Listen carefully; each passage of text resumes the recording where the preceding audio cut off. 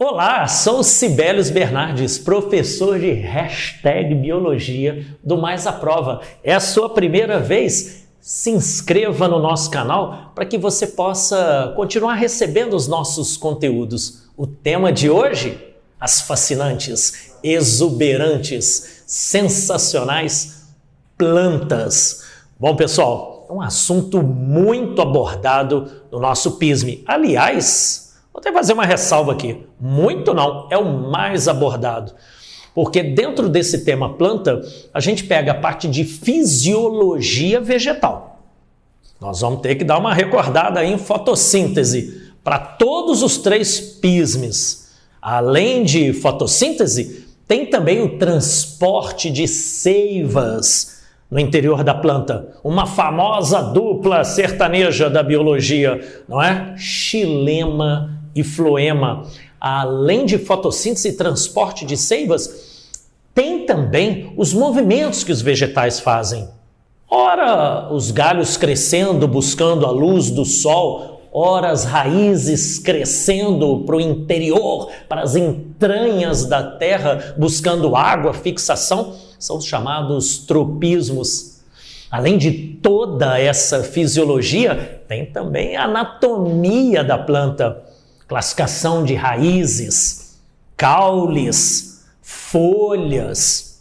Além disso, pessoal, tem também a parte evolutiva das plantas. Como vocês podem ver nessa imagem aí, você tem aí representado um cladograma.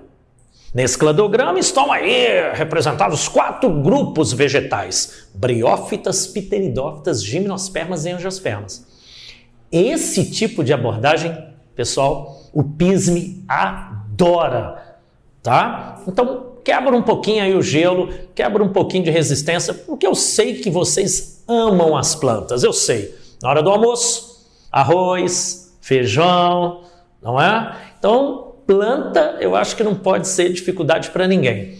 Então, vamos lá, bons estudos para nós. Vamos dar uma quebrada aí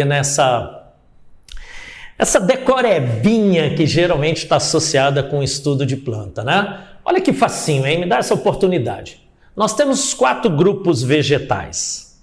2 deles, também conhecidos como metade, briófitas e pteridófitas, são as plantas que não dependem da água para fecundação, para reprodução.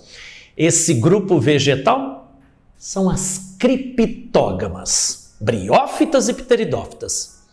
Vocês vão reparar, pessoal, que o gameta masculino desses 2 grupos vegetais, ele tem flagelo. Peraí, eu não abro mão de argumentar isso com vocês. Sempre que vocês estiverem estudando biologia, com esse conteúdo de decoreba, cheio de palavrinha chata pra caramba, procura estar associado a esse texto uma imagem. Porque, veja bem, a dica que eu vou te dar. Se nesses 2 primeiros grupos vegetais, o gameta masculino tem flagelo, pessoal, o que vocês vão esperar disso? Esse gameta masculino vai ter que se deslocar pela água para chegar até a princesinha tão aguardada que é a oosfera, o gameta feminino. Então você tem aí as criptógamas, plantas que vão depender da água para que ocorra o encontro dos gametas. Briófitas e pteridófitas. É aquela expressão popular clássica, né? Sombra e água fresca. Esse grupo vegetal não vai se desenvolver facilmente em desertos, em áreas frias, temperadas, onde boa parte do ano ou é seco ou a água está congelada. A outra metade do reino vegetal, olha que facinho, galera. Dividir o reino vegetal, tão assombroso, que assusta tanta gente, dividir em 2 metades. Essa segunda metade, você tem as gimnospermas e angiospermas. Esses 2 grupos vegetais não vão depender da água para o encontro dos gametas, para a fecundação. Esse grupo vegetal são as fanerógamas. Gimnospermas e angiospermas evoluíram a tal ponto do gameta masculino dispensar o flagelo. Opa! O que vem à sua mente de cara? Como que esse gameta masculino vai chegar até a osfera para que ocorra esse encontro aí entre esses dois gametas, não é? Agora, gente, vem uma sacada incrível, hein? Então vamos lá. O que você precisa de ficar atento agora, o que você precisa de ficar atenta é como que gimnospermas e angiospermas vão transportar o gameta masculino até a osfera. Vem aí um conceito, uma estrutura que adora vestibular. O bom e velho grão de pólen. Isso mesmo, o pólen. O grão de pólen será transportado entre uma planta e outra por meio do vento, por meio de insetos, como abelhas, por exemplo, pássaros, morcegos. Combinado? Fica aqui então essa grande sacada. As fanerógamas trazem como novidade evolutiva o grão de pólen. O grão de pólen, viajando entre uma planta e outra, lá chegando, ele vai se diferenciar no não menos famoso tubo polínico. Aí, o tubo polínico vai transportar o gameta masculino até a osfera. Combinado? Para pensar, pessoal, nesse primeiro contato aí, hein? Com esses seres tão incríveis que eu considero os seres mais evoluídos do planeta, não é? Nos fornecem abrigo, nos fornecem alimento, nos fornecem oxigênio. Então, se permita aí ao estudo do reino vegetal. Vamos lá. Esse cladograma, ele é clássico no PISME aqui em Juiz de Fora. É uma abordagem típica aqui de Juiz de Fora. O cladograma, pessoal, ele representa as chamadas conquistas evolutivas.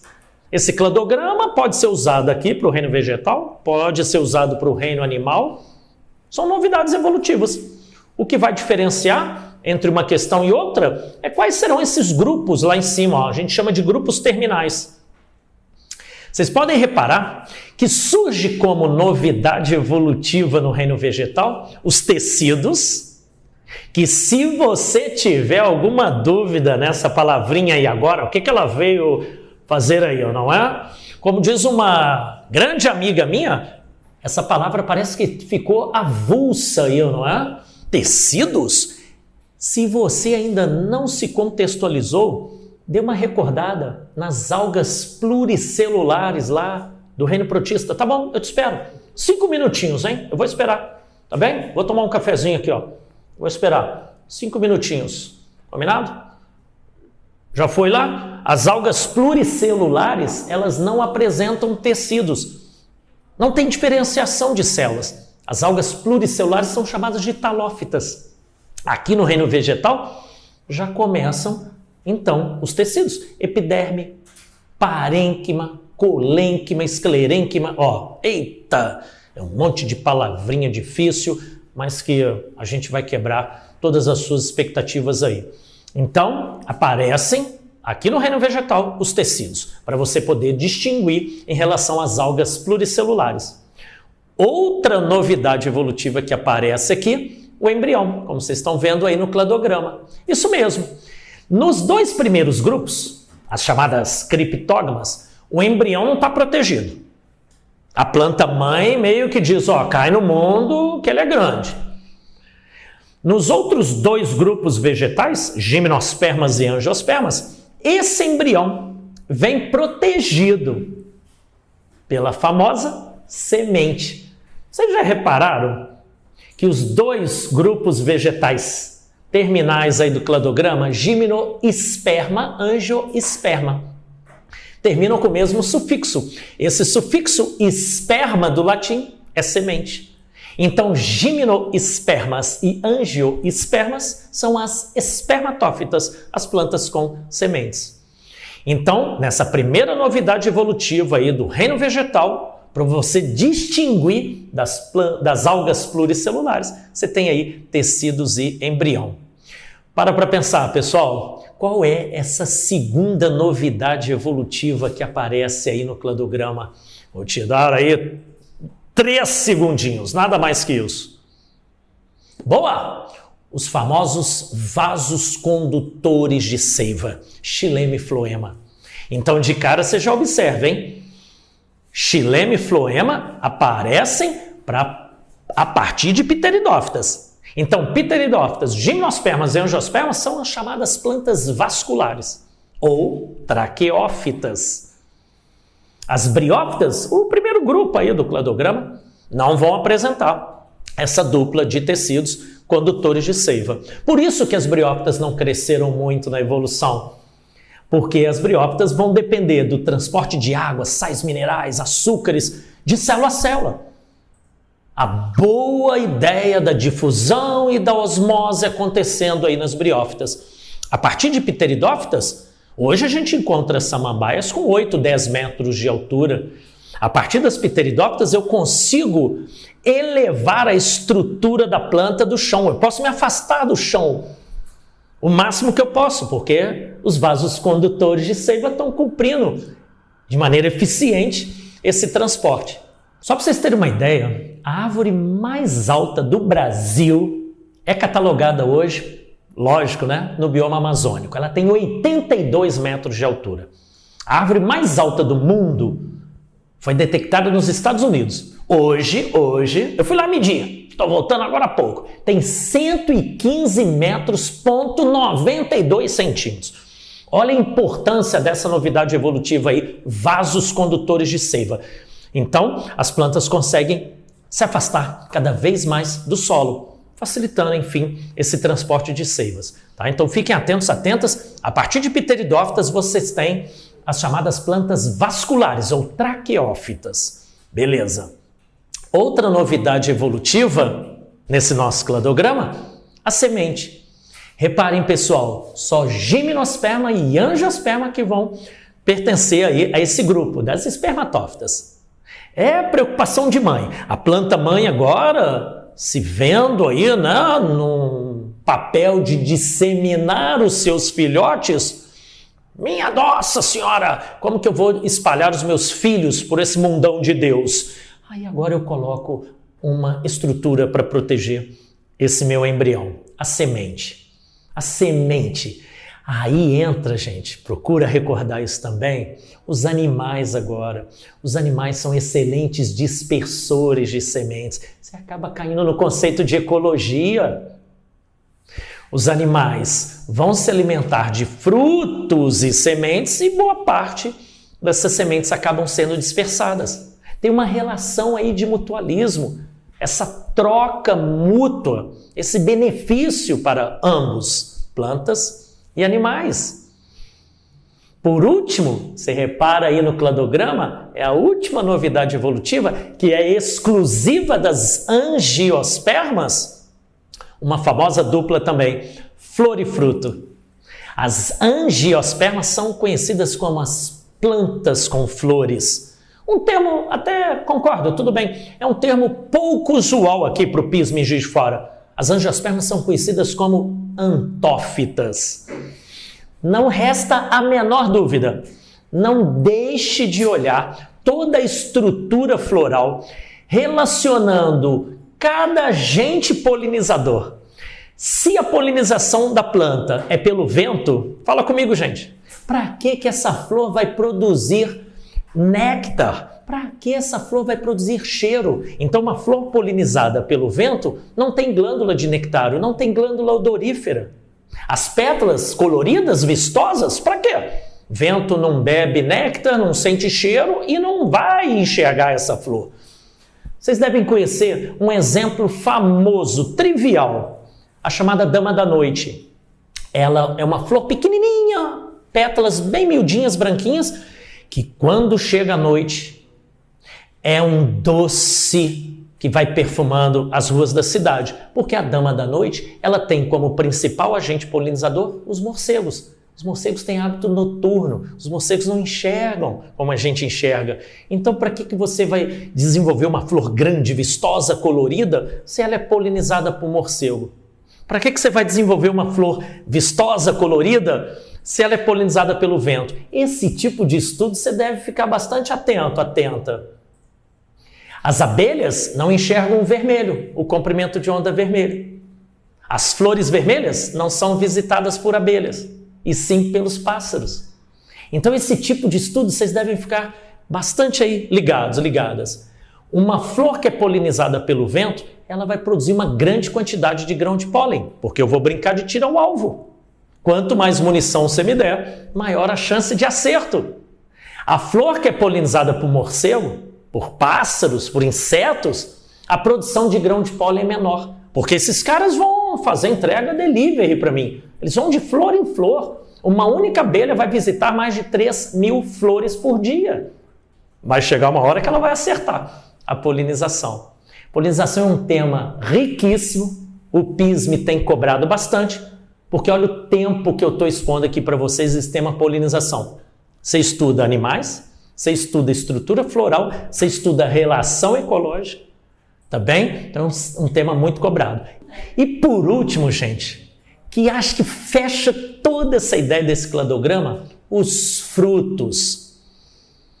O PIS me cobra classificação, moleza, o que é um fruto carnoso, o que é um fruto seco, fruto carnoso, baga, drupa, o fruto seco, se ele é deiscente, se ele é indeiscente, é um barato, vocês vão ver, acho que é bem legal. Essa parte de fruto, ela é muito importante para o seu estudo na ecologia. As plantas angiospermas produzem o fruto para atrair a gente, para atrair os animais, né? A cor do fruto, o aroma, o sabor, porque quando você se sente atraída por esse fruto, no final das contas você acaba disseminando a semente da planta. Então, de novo aí uma relação ecológica, que na maioria das vezes pode ser caracterizada como mutualismo. A planta me fornece alimento, e em troca, eu vou disseminar os seus filhotes, as suas sementes. É muito legal, né? Então esse cladograma, gente, ele é riquíssimo. Ele traz uma quantidade muito grande de informações para vocês, tá bem? A sugestão é vocês começarem o estudo de reino vegetal por esse cladograma. Reparem como eu fiz várias abordagens. Trabalhei vários tópicos com vocês a partir de uma única imagem. Tá bem? A partir daí, você vai trabalhando cada grupo especificamente. Ah, tá bom, agora eu tenho uma visão geral legal sobre briófita. Aí você mergulha lá no grupo briófitas. Terminou? Agora eu vou lá no grupo das pteridófitas. E o que é legal, terminou a pteridófita? Já vai comparando. O que apareceu de novidade ali entre briófita e pteridófita? Terminou? Gimnosperma. Mergulha lá no grupo das gimnospermas. Né? As gimnospermas só produzem a semente, que é o pinhão, né? Não forma o fruto. Ah, uma outra oportunidade, que tal a gente aprofundar nessa discussão? Por que as gimnospermas não formam o fruto? Por que essa novidade? Flor e fruto tem que ser nessa ordem, flor e fruto. Porque o fruto nada mais é que a flor modificada. Só mudou ali cor, mudou a forma. Fruto a gente está comendo a flor. A gente está comendo o ovário da flor. E outras partes.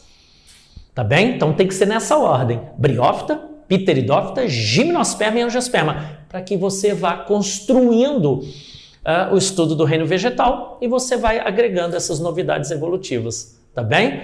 E não se esqueçam, logo ali, naquelas duas primeiras novidades evolutivas, tecidos e embrião, você já fez uma ponte, um link lá atrás com o reino protista. Por que as algas pluricelulares não estão mais incluídas aqui no reino vegetal? Basicamente porque elas não formam embrião, não desenvolvem tecidos. Então elas estão lá no reino protista. Aí, olha, além de toda essa abordagem que eu fiz com vocês numa única imagem, num único cladograma, além de toda essa abordagem do reino vegetal, eu ainda fui resgatar lá atrás, ó, o reino protista, mostrando essas conquistas evolutivas. Aqui a gente trouxe um monte de bicho lá do reino animal. Morcegos, aves, insetos. Aqui a gente trouxe boa parte do estudo da ecologia, com a polinização, relações ecológicas, que tipo de ambiente cada planta dessa habita, se adapta muito bem. Legal, né? Então, pessoal, fala a verdade. Não. Sacode essa poeira aí, acaba com um pouco dessa má vontade que eu sei que muita gente tem com esse tema de plantas. Fala a verdade, um resuminho aqui. São só 4 grupos vegetais. Divide em 2 metades. As criptógamas e as fanerógamas. As criptógamas dependerem da água para fecundação e as fanerógamas não. Se o gameta masculino vai ter flagelo nesse grupo, aqui nesse grupo não tem. E daí você vai destrinchando, detalhando, ramificando todo esse reino, tá? Se permita também, você vai ver que não é nada tão complicado assim. A partir do momento que você começa a perceber que você vai se inteirando dos conceitos, isso você vai ganhando força e quando você vê, você vai ficar até verde, meio clorofilado, meio clorofilada. No mais, curte, compartilha com seus amigos, com as suas amigas e, por favor, verdade, ainda mais reino vegetal, eu sei, coloca no comentários dúvidas, sugestões. Ô, Sibelius, faz essa abordagem, comenta sobre um determinado ponto. Isso é sempre enriquecedor para a gente. Aquele abraço para você.